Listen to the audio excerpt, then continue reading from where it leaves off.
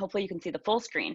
And we are talking about, and I was told today by several people that I should not call this excelling in any learning environment, which really is what it is. It's learning how to be successful. But really, I've been told that everyone's just kind of freaking out, or their kids are freaking out about figuring out how to learn, because e-learning went fine for some, not so well for so many others. So a couple bullet points I want to cover. For me and for students, what I found is that this has always mattered. This is what I've done for 20 years. It has to be, though, pragmatic. So it's practical, it's realistic. Pragmatic, realistic, doesn't have to be pretty. So some of the stuff I have is typed up and fancy. We have kids do this on scratch paper all the time. It's got to be realistic. It has to work for them. So it's not a cookie cutter. It's not a curriculum. What it is for me, it's absolutely about helping them, the students, figure out how to figure it out for themselves. I think that's one of the biggest problems, is that sometimes we're just unsure as parents where to draw the line. How much do we help? How much do we nag? How much do we manage? How much do we check the grades? But for this, especially in this environment, it's going to be critical that we help them figure out how to figure it out for themselves. That's going to be a life skill. So that's what's exciting for me about this. This is stuff's going to carry them on through college and beyond, so all down the road. And we really want to encourage and foster independence, ownership on their part, accountability, which sometimes we're going to need parents to jump in and help out with a little bit. And the students actually admit that oftentimes they really do need their parents to be able to help them stay accountable. So talk with your student about that if you're watching as a parent. If you're watching as a student, tell your parents what you need. We so frequently, after doing a little bit of work with students, once they start to see the value and create the pieces, we so frequently have students say to us, I think I really just need my mom to ground me, or I really just need my mom to take my phone away, or my Xbox, or the car keys, or whatever it might be. So that might come into play, have those conversations.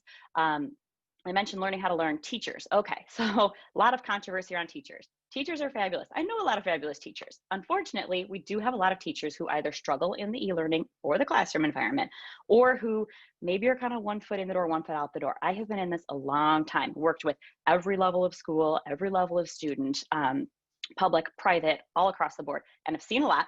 I've seen a lot of great things, and I've seen a lot of not so great things. So parents, that kind of brings me to your role, absolutely converse with your student, encourage them to talk with their teachers, and encourage them to use these strategies so that they actually are owning the challenge, because a lot of it, does kind of fall on them. There are things that the students can be doing to get more out of the class, or to learn it on their own, or to get help from the teacher, but it's a huge obstacle for so many students, really uncomfortable with approaching their teachers, or it's very painful to even get them to write an email to a teacher. So that's a lot of what we talk about in these free workshops, all the paid workshops and groups and whatnot, is really encouraging students to communicate and advocate for themselves. Okay, I'm gonna go into the slide on surviving e-learning. I kind of screenshotted this. It's from a blog post if you want to find the infographic. I'm not gonna read all of this to you. It's all being recorded and they're accessible elsewhere, but these are kind of the 5 core steps that the tools that we're talking about tonight are going to line up with. Students really, no matter what level they're at, need to see things visually. I get the whole digital world. I love it. I love my Google Docs and my Zoom and my technology. However, if it is out of sight, it's often out of mind. And I think a lot of you probably find that to be true as well. So print it, plant a tree in replacement of using all the paper, see it, post it up, check it off, do something physical and write on it. So we're going to talk about some tools you can use for that. Have a visual process and a plan. So we're going to talk about daily and weekly routines. And then of course, a planner. I'm a big fan. The majority of our students, regardless of all of the crazy apps out there, do best when they use some kind of a paper planner. We obviously have one. I think it's fabulous. I'll show you it later, but honestly, I don't care what it is. I'll kind of talk to you about the pieces I want it to have, but most students, even the ones that try digital and really fight on it, and we never tell them exactly what to do, but when we're talking about ideas, we're definitely saying pros and cons. Here's the different things you want to consider, and we'll still have kids push to use digital. Sure enough, usually 2, 3, 4, 6 months later, they're like, okay, can you just print that out for, can you just give me one of those? I just need to write it out. So I would encourage them to use some kind of a planner, and I'll talk to you about how. Self-regulation, critical, first and foremost. We'll talk about a couple of tools and plans you can create with your student to manage that component. It's a great way for you to get involved and have those conversations about what's getting in the way or what kinds of things they need to prepare for. And then lastly is kind of reaching out to others, not only other students. Of course, we really encourage them to find a couple kids in each class to exchange information. I would say phone numbers, but that's dating me.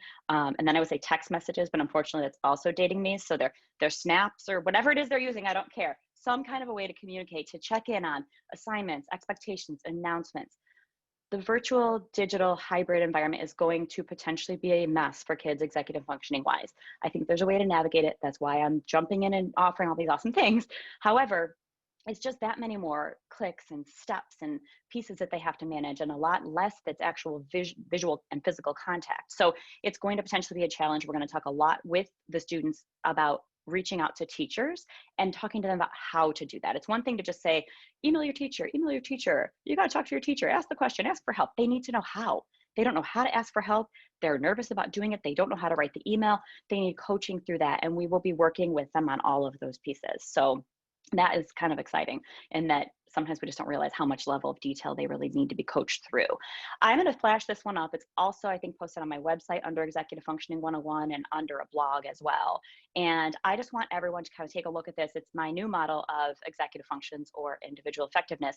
And it's got just some really clear terminology and kind of grouping them into categories of all the pieces it takes in order for someone to be successful, not just in school, but in life. And so I actually am encouraging parents, families, professionals to print this out or pull it up on the screen and actually kind of have the conversation around strengths and weaknesses and areas that the students feel that they need to work on, or you as an individual need to work on. It's really nice conversation starter to kind of talk about what areas you want to hone in on. Okay, so that's that. If I could get my screen to flip here, I'd be super happy. Okay, I'm going to move all these out of the way. Okay. I'm jumping right in now. So I put those surviving e-learning from a blog back in, I think March it was, or April. We're gonna go through the steps. So step one here was print it, check it, see it off. So this is a super cool tool. I have kids, I don't know if you could see me if I'm up in a little window. I love giant paper. So I use it for study guides, we use it for planning, I use it for this chart, or you can do it in a Google Doc or a Word doc, it doesn't really matter. But this is a critical piece. It is a little bit tedious. It takes sometimes weeks to get together, but it's such a great cue and prompt for students to actually take ownership and have awareness over where to find information, where to find their teacher. In this case, it could be, obviously times that they have virtual office hours that they're available, but I'm going to run through, I've got 3 slides here. Normally it's one giant chart, but we want to get their teacher information down.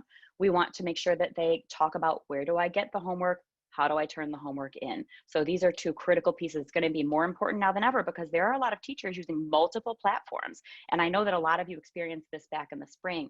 And it was a real challenge for students to try to figure out, did I click submit? Did I not? Wait, does it go to Google Classroom or turnitin.com? Or wait, was it the other website I'm supposed to be using? And it can be really tricky to navigate. So having a list for each individual class and teacher as to all the places they could possibly find homework, put the links in there to where they're posting it, and then what the turn-in process is, and a reminder to even hit submit. And you can see this was actually from a student, and it was very specific information about turning it in. Redo and retake policy is a big one because I think there are going to be a lot of those policies in place as there were prior to all of this COVID stuff. So making sure that we know exactly what it is, what's the late work policy, what's the penalty for that. I like to have a section on top areas of focus for the class. I want students looking at where the grade is coming from. A lot of kids do not realize that they're putting a ton of time into homework, but they're kind of blowing off the quizzes.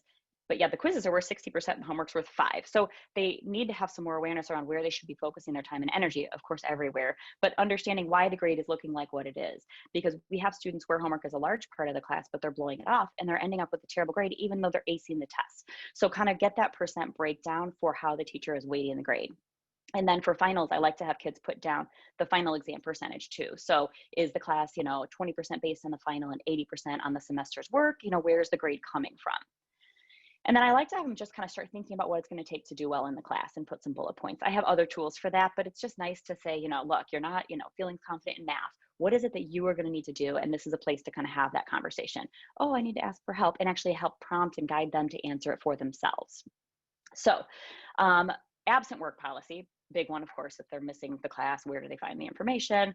I got one person who couldn't get on the call. Okay. So making sure we're good there. All right, resources for help, another really important piece. Teachers are going to be throwing this information out. It might even be good a few weeks in or a month into the semester to have them email the teacher again and just say like, hey, any other places I should be checking or looking, because sometimes kids just lose sight of it and there's so much information coming at them in those first weeks, especially now. Other pieces, any specific materials or notes that they're going to need, any like ongoing assignments such as turn in journals every Friday for English or whatever it might be. This is that part about 2 students I can contact and then get their information, at least 2 in each class, because then they can kind of chat and ask questions about clarifying assignments and whatnot. Accommodations, if they do have any kind of a 504 IEP or have accommodations, not only do we want them to make a little note of the ones they're using, but also what is the process for that and how do they need to arrange that with the teacher or the case manager or whoever it is that's in charge. And then any other websites and logins. I do think now, even just listening to my husband teaching in the other room, the number of websites and platforms that are being used across all the different schools and just across different teachers is, I think, going to be a real challenge for students. So making sure they have a place to say, look, here's all the places I need to be aware of and checking constantly for this class. Here's the login information. Here's the link or whatever it might be. And then, oh, that was it from a Master Crazy Giant chart. So jumping into step 2, having a visual process or plan.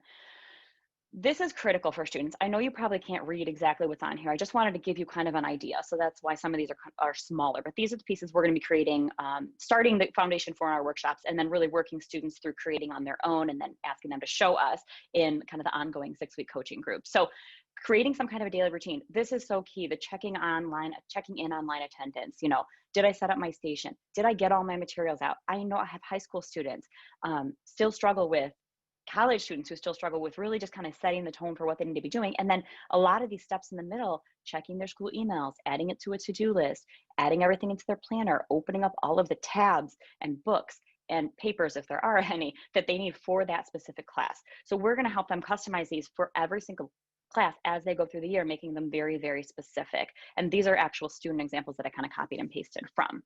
So that's going to be key because I think there's going to be a lot to manage. And if it's kind of visual or posted right on the wall in front of them, it's going to be easier for them. And it gives them this sense of security around, okay, I know what to do. It's so overwhelming when in all of these cases we're talking about, the information is just coming at them or they're trying to learn and manage everything. And it's just kind of what I call it swirling and swirling and swirling. And it causes some overwhelm and sometimes complete paralysis or a lot of stress and anxiety that could be avoided just by having a set plan and process in place. These take time to create. I'm sure you can see that. However, they are worth their weight in gold because they can continue to be modified as things are adjusted and they're learning throughout the year, but also it's that safety net and security blanket that they need. So we get real specific about, you know, before I wrap up for the school day, did I submit all my assignments? Did I double check XYZ? Before bed, if you want to add that in there, that's a great component. The weekend is a big one for us. I call it a weekend regroup, and that's huge because they need to understand early on. And obviously everybody fights it a little bit. Nobody wants to take extra time on the weekend or even the weeknight to look at these lists. So that sometimes is just a uphill battle. We want to be constantly prompting and, you know, putting accountability measures around just using these great things and tools that we're creating. But on the weekend, we really want them to take a few minutes just to look back and analyze the grades, double check the assignments, and then update their planner also to look forward. Pull up all the classrooms, all the long-term assignments, look ahead at what's coming up. Are there additional ACT or things that they need to sign up for? And fill that into the calendar of the week. So that way, when the week starts rolling, they're not managing all those different pieces. They've already kind of got it on their radar. So looking back at grades, looking forward at assignments and kind of breaking them down in addition to, you know, giving them that time to just kind of reboot.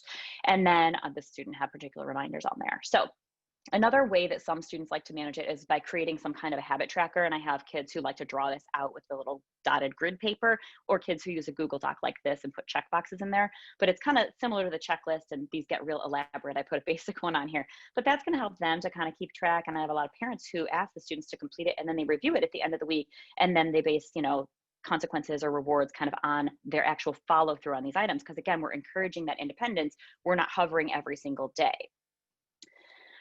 Third piece is the planner, which I have already kind of touched on. This is the layout that I prefer, and this is the layout of my basic planner. I also have one with lines on it. It's a Monday through Friday, left to right, which is how kind of the brain works, and then morning to night, top down. That way students can start to we really want to train them like you need in real life to look ahead at what's coming. Do I have a test coming up? And then learn how to break it down and work backwards and say, well, what specific steps am I going to need? Not just study, study, study. I really, really do not. When they show me the planners, I'm like, I don't want study. I want more than study. How are you going to study? How are you going to do that? And then we go over all the different ideas and ways. So is it creating a study guide one night? Is it doing the practice review the next night? You know, be very specific, because that makes it so much less overwhelming for them. They can look at that and it's easier to jump in and do it, other than they see the word study and then they're like, oh, study, I'll just do it later. And then nothing ends up happening. But when it's a smaller chunk, it's more manageable and more specific, so that they're able to grab onto it and be more likely to complete or carry out the task. So this is the format we like. There's time on the weekends to kind of break down what they have going on. I love in the evenings for them, this says like 3 o'clock through 9 o'clock every night, for them to see what other activities they have going on. I know we're in a different world right now, but a lot of kids still are involved in either virtual or physical activities, which is great. So we want them to kind of be able to plan around that, because if they have 4 tests coming up here on, say, a Friday, and then they're out all night on Thursday, well, when is all that actual studying and homework going to get done? They need to learn to then transfer it and move back a day and kind of understand that they have to make the time to do it, because there realistically isn't any white space available on Thursday. So that's what the blank version of the planner looks like. We keep the subjects blank because I want them to put the classes in the order in which they have them. A lot of kids really they struggle with using the planner, and I laugh because I'm like this, if it's not in the right order. So if they have math, 5th period of the day, and it's at the top, their eyes have to jump around. They're like, oh no, I'll just remember the homework. I'm not going to write it down. So it's the littlest things that oftentimes can get in their way. This one is an actual photo of an example. A lot of our kids are liking to use kind of like a poster frame and then putting their permanent schedule behind it for the week or the month or whatever it is. And then having a chance to write in their to-dos and other items on here, and then their daily and weekly kind of checklists right in front of them. This is one that is kind of a format that most of our college students kind of go away with, and it's a real game changer for them. But I have junior high and high school kids who absolutely love to use this. Actually, I think I finally might have gotten my son to buy in. We'll see. We're going to find out. I bought one. Okay, so step 4. This is that self-regulation piece. This is one of my favorite tools. I have a lot of them that I created, and we call them if-then plans. It's very basic. And what we want students to do is really start talking about either in the past, what's gotten in my way, or what do I anticipate getting in my way? And then 2 pieces that are really critical. 1, what can I do when that occurs? So I want them to brainstorm with you as a parent, as a professional, maybe that they're working with, whomever it might be. We're going to talk about it in all of our workshops. A bunch of ideas for what action steps you can take when that situation occurs. If you can't focus, if you're not motivated, if you're blowing off studying, if you're overwhelmed, all of those different things that can come into play. We want actionable steps for them. Hey, I'm stopping right now. First, I have to recognize it's going to happen. We call that stop and call yourself out, which we work on, kind of training that skill. And we want action steps and then also reminders. So many of our students under this remember section end up putting things like, mom and dad will be super mad if I get a bad grade. You better kick it into gear. It's funny, but I want them to make it their own, whatever it is they need to remember. I'll feel so great if it's done. Just do it. Like little self-coaching, we call it, kind of strategies and tips. So these if-then plans, again, I'm going to show you some actual student examples in a few minutes. This is kind of the example from my manual. Oh, sorry. This is the example from the manual. Another piece that we use, this kind of encourages, oh no, I'm going to jump into, sorry. I'm going to show you more examples of the if-then, because that's our top self-regulation kind of strategy. We have kids just put it in the notes on their phone. They post it on their wall, whatever works. Step 5 is reaching out. This is that communicating with students, of course, but teachers. So I have this form, and a lot of our students love this, and then they get really great kudos from their teachers and kind of get off on the right foot, because the teacher's like, oh my gosh, this kid came in with all these questions. That was really great of them. I encourage all students to write an introductory email to each of their teachers. It's very hard to do. I know that they're going to give pushback on it, but it's so valuable, and it's so meaningful to the teacher to just share even a few sentences. I had a student setting up for the semester. I think I have some of her examples in here, and she copied me on the email to all of her teachers the other day, and she just said, hey, I'm so-and-so, and here's a little bit about me, and here's a picture of me, and I'm looking forward to being in your class, and here's what you need to know, and kind of put a couple bullet points in. It was awesome. So that was just one of those moments where you're so proud. So initial teacher meeting, it's a great form. It's got prompt questions for the kids. They can walk in with a piece of paper in front of them, or they can write it on a Post-it note. I don't care, but we want them to sit down with the teacher during office hours if it's virtual, of course. They can send an email, but I encourage them to set up, just like a 5-minute Zoom if possible when the teacher's available, to ask them things like, what are the best ways to prepare for assessments in your class? Or what are the best ways to really do well and want to get a good grade? What do you find important? What do you want me to focus on? Where and when and how should I get help if I need it? Are there any additional resources? I have a lot of kids who ask the question, are there additional resources? And the teacher will pull out 3 other websites that they're constantly referring to. Or in this meeting, they might say something like, when they ask the question at the bottom, is there anything else I need to know that will help me. And the teachers will be like, well, yeah, actually, there is really, don't forget, I post the answer keys. They're kind of hard to find on my website, and they'll get this great information. Or the teacher might say, I just so you know, when I do my tests, I don't write them from the book. I write them from the slides in class. So you should spend most of your time on that. Now, they might have said this to the whole class, and then maybe the student didn't hear it, or sometimes they just forget to say it. And so asking that question and having this little quick meeting is so, so, so valuable. So, sorry, I'm going to open my chat window. Okay, thank you. Okay. And if you want to type questions into the chat, I will hang on. I'm going to go a few minutes over, of course, shocking, but because we had a little bit of a delay. At the end, I'm going to just show you some of these student examples, and then I can answer questions if you have any in the chat.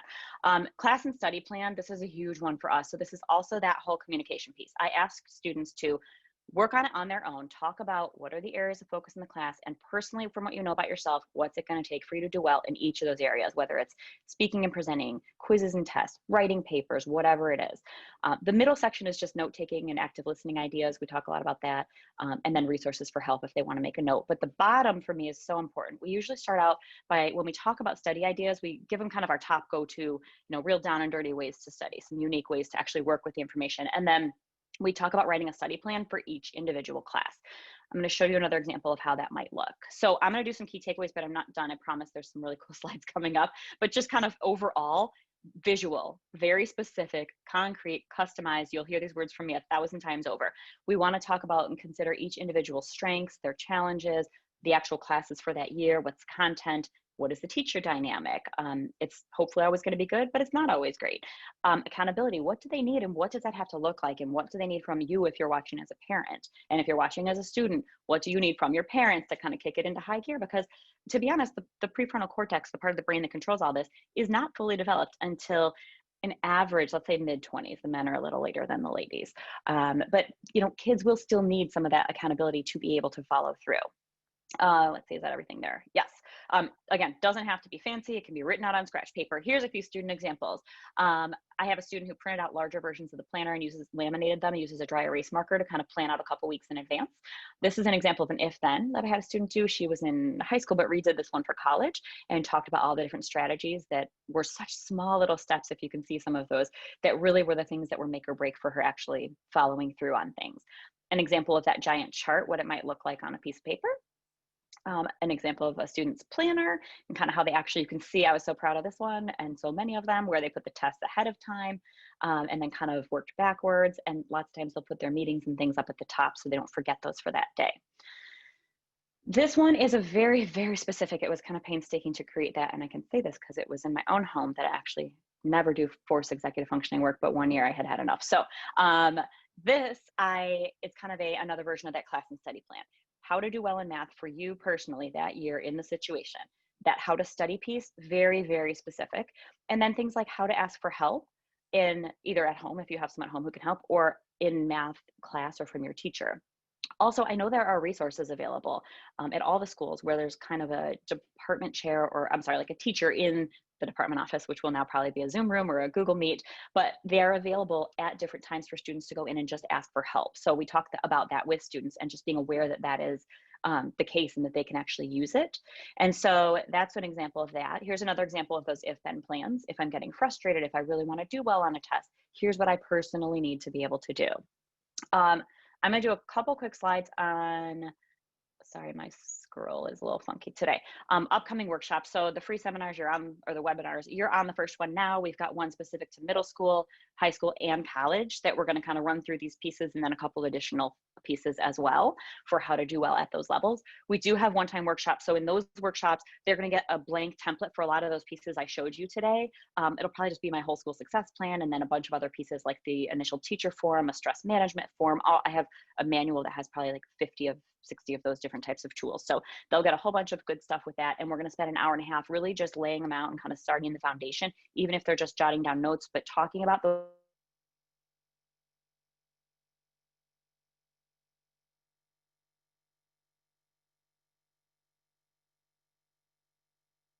Six-week coaching groups. We're going to do them twice a week, probably during independent learning time, but depending on the school schedule. Now my internet connection is unstable. So hopefully no one's watching a movie and you can still hear me. So these are going to be twice a week for 30 minutes, kind of kids jumping in and solving problems, talking about what's happening at school. And it'll be that kind of consistent, 12-time checkpoint for them to really work on and develop these pieces, and then learn how to problem solve and regulate and talk about all the ways to do that. Also kind of a way for them to connect, since I know that's a big concern. And our goal, again, is just that improvement in confidence, better grades, decrease in stress, sense of security, ownership, independence. So keep an eye out for those. The last thing we're doing is an accountability check-in program. So I'm kind of excited about this. We're going to have the kids fill out a Google form. They sign up for it. There will be some downloads and stuff that they get, but no, maybe a couple videos I'll send out, but not any live Zoom time. They'll actually go and create their own version of those checklists, and then they will fill it out each week. And then we will kind of guide them in that, send them email reminders and things. And then at the end of the week, kind of send a summary out to the parents so that you guys can have the conversations about accountability, whether they followed through or didn't follow through. Did they take a picture of something we asked for and send it to us? Did they not? So that you guys can help support them at home if you're watching this as a parent. And again, the whole goal is fostering that independence and ownership. And then we'll have them fill it out either in a habit tracker or a Google form, and they'll get to choose what they think is going to work the best. These are my last pieces. So if you have any questions, get chatting into the chat. The last two pieces are, I do have finally got together my YouTube channel. If you go to the playlist, they're kind of, I think there's two playlists that are organized and the rest are kind of in here, but it talks all about executive functioning. There's a video, again, summarizing all this stuff that we're going to be creating. And then a couple of, 1 or 2 minute short clips on, why all of this is important or why it's important to normalize. Most kids actually struggle with some or a lot of the pieces that we talked about tonight. And these are the true reasons for them having challenge or not being as successful as they want. And then the last piece is I do have a bunch of blogs, and sometimes I'll send out free downloads of PDFs. There's some really cool stuff that e-learning infographic is on here, the executive functioning infographics on here, and then I'll just kind of write up some things sharing my experiences or thoughts on different topics. So I'm going to see if I can get my chat window bigger. I'm going to stop the screen share actually and see if that'll bring me back to everything. So if anyone has questions, let me know. Melissa, yes, I have planners available for purchase. So there's 2 ways to do it. You can go to my website, just solutionsforstudentsuccess.com, and there's PDF download if you want to print it yourself. You can do that. And I also have them available at my office or at my house. If you're local, I can drop it off. We have 3 formats or layouts. One is the one you saw. The other one has lines and check boxes for whether they completed their work or not. And then the third one is a college version, and it's got 5 subject boxes in a little different format, but you can see all of those on the actual website. And then underneath each one, there's an actual video that shows students how to use it, and all those things I explained today in this video that they actually explained there, so the kids actually know how to use it. More of a tutorial. They're like 4 or 5 minutes long. Any other questions? I can't believe I kept that to about 30 minutes. And thank you for dealing with my technical difficulties. I'm definitely going to email out the recording. So if it's something that you want to share with someone or to sit down and watch with your student, if you're watching this and they're not on, please do. If there's no other questions, I'm going to sign off, but we do have those 3 other free workshops coming and all this other cool stuff to check out. So if you haven't signed up for my email list, I promise I know it's going to be a fair amount of emails as we introduce all these new pieces, but I think it's all really valuable to just take a peek through, and that's going to be your best way to stay on top of what we're offering and when and how to sign up. So thank you all for being here. This was fabulous, and have a great evening.